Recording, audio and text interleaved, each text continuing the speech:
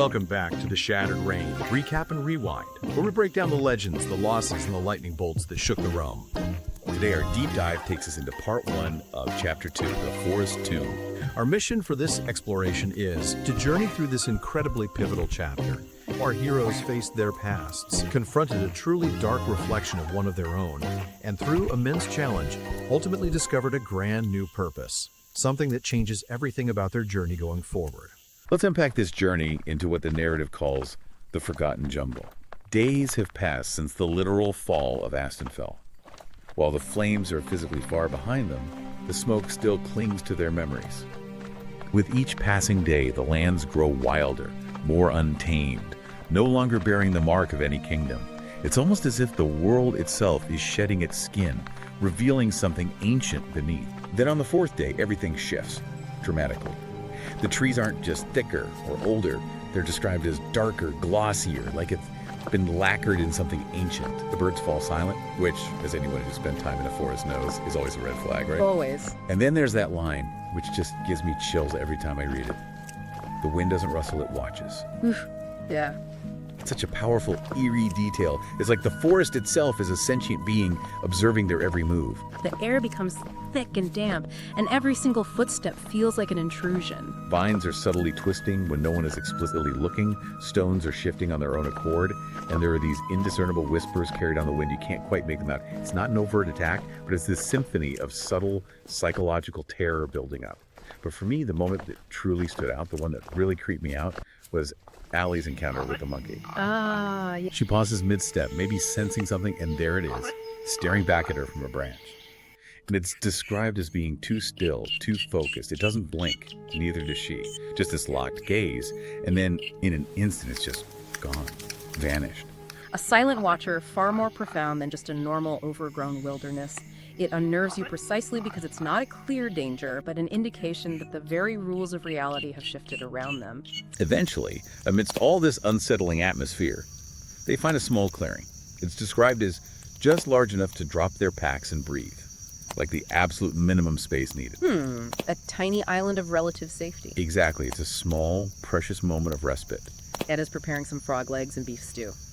Which sounds interesting. Yeah, resourceful. It's described as the hero's moment to catch up, a chance to maybe even buy some last-minute supplies from Brask or Wendell. It's this quiet calm, this brief return to the mundane, before what we know is going to be a monumental plunge into something extraordinary dangerous. And then, a familiar sound rustles through the underbrush, and into the firelight steps this ordinary-looking orange tabby cat, Tasha. Her tail flicks, just a gentle approach towards the group, nothing threatening at all. She speaks. Her first words are a blunt, almost accusatory warning. You've entered a dangerous place.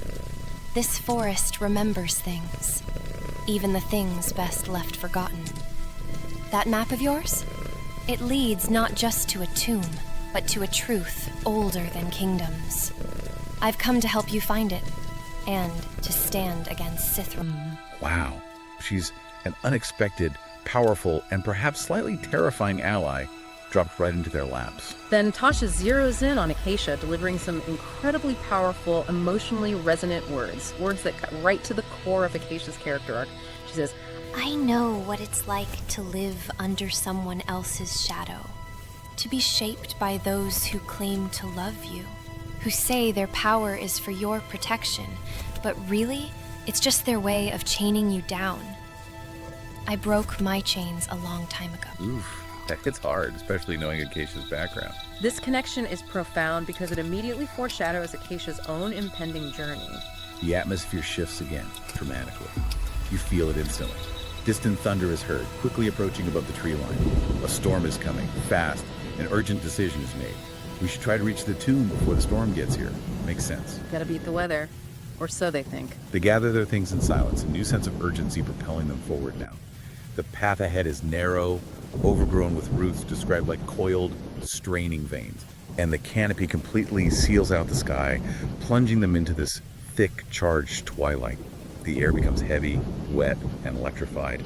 You can almost taste the ozone. And the profound silence of the forest is broken only by this quiet hum, the artifact pulsing faintly against Acacia's chest, almost like it's in panic. And then it hits. A jagged flash of lightning cuts through the trees, blindingly bright. followed instantly by a crack of thunder that shakes the ground so violently you can almost feel it beneath your own feet. The storm is no longer distant. It's right there, all around them. Tyron, ever the protector, grabs a low-hanging branch to steady himself, shouting something to the group. But before anyone can take another step, in that epic, pivotal moment that defines the chapter, lightning strike Alley. The immediate aftermath of that strike is where the world, as they know it, fundamentally changes. It fractures.